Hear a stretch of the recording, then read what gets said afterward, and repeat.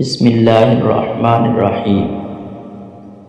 آج ہمارا نحو کا پہلا سبق ہے، تو ہم اس میں علم نحو کی تعریف، موضوع، غرض و غایت، وجہ تسمیہ اور نحو کی تعریف یہ پڑھیں گے۔ نحو کا لغوی معنی راستہ، کنارہ یا ارادہ کرنا ہے، اور علم نحو کی تعریف یعنی اصطلاحی معنی۔ عربی کا علم نحو وہ علم ہے جس میں اسم، فعل اور حرف کو جوڑ کر جملہ بنانے کی ترکیب اور ہر کلمہ کے آخری حرف کی حالت معلوم ہو۔ فائدہ اس علم کا یہ ہے کہ انسان عربی زبان بولنے اور لکھنے میں ہر قسم کی غلطی سے محفوظ رہے۔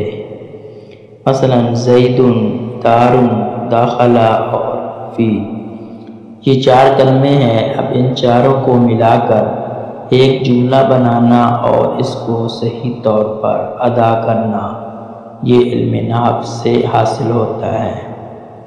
علم نحو کا موضوع۔ اس علم کا موضوع کلمہ اور کلام ہے کہ اس علم میں انہی کے احوال سے بحث ہوتی ہے۔ علم نحو کی وجہ تسمیہ۔ نحو کو نحو کہنے کی وجوہات۔ نحو کا ایک معنی طریقہ ہے، چونکہ متکلم اس علم کے ذریعے عرب کے طریقے پر چلتا ہے، اس لیے اس علم کو نحو کہتے ہیں۔ نحو کا ایک معنی کنارہ بھی ہے، چونکہ اس علم میں کلمے کے کنارے پر موجود آخری حرف سے بحث کی جاتی ہے، اس لیے اسے نحو سے تعبیر کیا گیا۔ اور اس کا ایک معنی ارادہ کرنا بھی ہے۔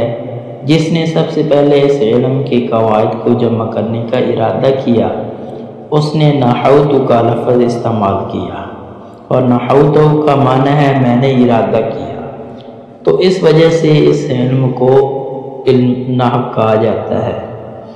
اس کا ایک معنی مثل بھی ہے، چونکہ اس علم کا جاننے والا عربوں کی مثل کلام کرنے پر قادر ہو جاتا ہے، اس لیے اسے نحو کا نام دیا گیا۔ علم نحو کا واضح کون ہے؟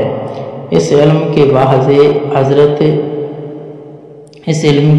واضح یعنی وضح کرنے والے حضرت علی المرتضیٰ رضی اللہ تعالیٰ عنہ ہیں، کہ آپ رضی اللہ تعالیٰ عنہ کے ہی حکم سے اس علم کی تدوین کی گئی۔